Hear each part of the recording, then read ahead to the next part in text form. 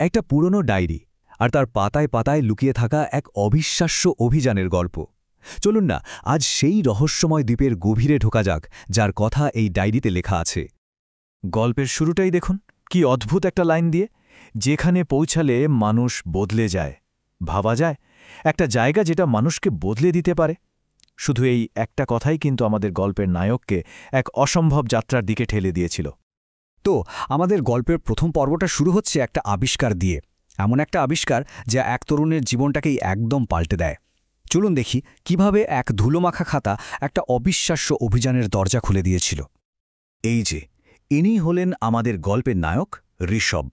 ওর রক্তে যেন অ্যাডভেঞ্চার মেশানো, অজানাকে জানার একটা অদ্ভুত নেশা কাজ করে ওর মধ্যে।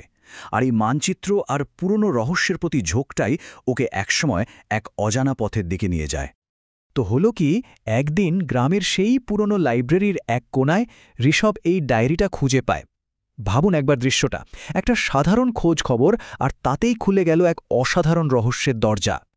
কিন্তু ডায়েরিটা কোনো সাধারণ খাতা ছিল না, একদমই না। এর ভেতরে ছিল অদ্ভুত সব চিহ্ন, একটা প্রায় মুছে যাওয়া ম্যাপ, আর কালো কুয়াশায় ঢাকা একটা দ্বীপের ছবি। ব্যাস, ঋষভের মনকে আচ্ছন্ন করার জন্য আর কি লাগে। তো আবিষ্কার তো হলো, এরপর কি? এরপর হলো যাত্রার পালা। এই পর্বে আমরা দেখব কিভাবে ঋষভ আর তার বন্ধু মিলে পরিচিত পৃথিবীর সীমানা পেরিয়ে এক অজানা জগতের দিকে পা বাড়ালো। ওদের যাত্রাটা ছিল ধাপে ধাপে রহস্যের গভীরে ডুবে যাওয়ার মতো। প্রথম দুদিন সব ঠিকঠাকই ছিল, কিন্তু তারপর থেকেই চারপাশের পরিবেশটা কেমন যেন বদলে যেতে শুরু করে। অদ্ভুত এক নীরবতা, আর নদীর স্রোতের মধ্যেই একটা লুকানো পথ যেন ওদের অন্য কোনো জগতে টেনে নিয়ে যাচ্ছিল। চারপাশের জগৎটা যে কিভাবে বদলে যাচ্ছিল, এই তুলনাটা দেখলে সেটা বেশ পরিষ্কার বোঝা যায়। একদিকে দেখুন পরিচিত নদীর সে স্বাভাবিক শব্দ, পাখির ডাক, আর অন্যদিকে সেই লুকানো পথের অস্বাভাবিক জমাট বাঁধার নিস্তব্ধতা। এই বৈপরীত্যটাই যেন বলে দিচ্ছিল যে ওরা আর নিজেদের চেনা পৃথিবীতে নেই। আর তারপর অবশেষে ওরা পৌঁছালো। বিশাল বিশাল গাছ, কেমন একটা নীলাভ আলো, আর পায়ের নিচের মাটিটাও কাঁপছে। মনে হচ্ছিল এই দ্বীপটা যেন কোনো মানুষের জন্য তৈরি হয়নি। একেবারে জাদুকরী, প্রায় ভয়ঙ্কর একটা জায়গা। দ্বীপের গভীরে ঢোকার সাথে সাথে কিন্তু আমরা গল্পের মূল রহস্যের মুখোমুখি হচ্ছি, আর এখানেই আসল পরীক্ষাটা শুরু হবে। তো প্রশ্নটা হলো, কি ছিল সেই দ্বীপে? কি এমন রহস্য যা মানুষকে বদলে দেওয়ার ক্ষমতা রাখে? চলুন এর উত্তরটা খোঁজা যাক। এগোতে এগোতে ওর একটা বিশাল পাথরের দরজা দেখতে পেল। আর সবচেয়ে অবাক করা ব্যাপার কি ছিল জানেন? দরজার গায়ে খোদাই করা ছিল ডায়েরির সেই একই চিহ্নগুলো। সবকিছু যেন একটা অদৃশ্য সুতোয় বাঁধা। দরজার ওপারে ছিল এই জিনিসটা, একটা উজ্জ্বল গোলক, যেন কাঁচ দিয়ে গড়া একটা সূর্য। কিন্তু এর আলোয় কোনো গরম নেই, বরং একটা শীতলতা যা মনকে অদ্ভুতভাবে টানে। এটাই ছিল দ্বীপটার হৃৎপিণ্ড। কিন্তু সেই গোলকের কাছে যেতেই একটা অবিশ্বাস্য কাণ্ড ঘটল। পাথরের তৈরি এক বিশাল মূর্তি জীবন্ত হয়ে উঠল। ওর চোখে জ্বলছে নীল আগুন, যেন হাজার বছরের ঘুম থেকে জেগে ওঠা এক প্রাচীন রক্ষক। আর সেই রক্ষকে দ্বীপের আসল রহস্যটা ফাঁস করে দিল। এই গোলকটা কোনো সাধারণ জিনিস না, এর ক্ষমতা যেমন অপরিসীম তেমনই ভয়ঙ্কর। আর ঠিক এখানেই গল্পের মোড়টা পুরোপুরি ঘুরে যায়।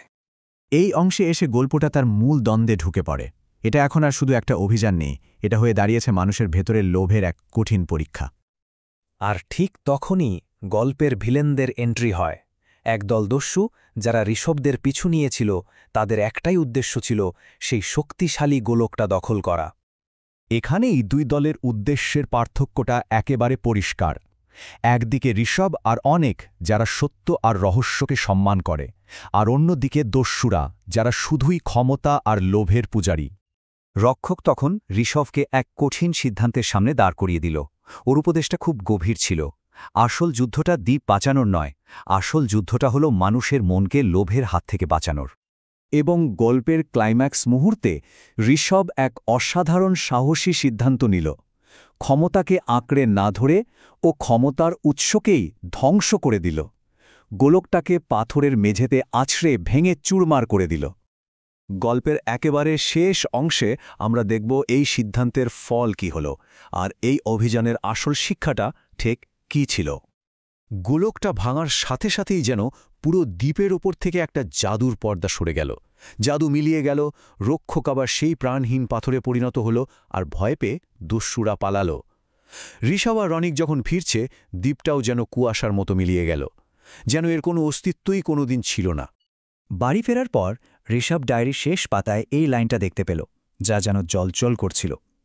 সত্যিকারের রহস্য দ্বীপে নয়, মানবের মনে লুকিয়ে থাকে। এটাই ছিল পুরো অভিযানের সারমর্ম। আসল রহস্য কোনো দ্বীপে নয়, বরং মানুষের নিজের মনের ভেতরে। এই গল্পটা আমাদের একটা গভীর প্রশ্ন নিয়ে ভাবতে বাধ্য করে, তাই না? বাইরের জগতের হাজারো রহস্যের চেয়েও বড় যে রহস্যটা আমাদের প্রত্যেকের ভেতরে লুকিয়ে আছে, সেটা আসলে কি? উত্তরটা হয়তো আমাদের নিজেদেরকেই খুঁজে বের করতে হবে।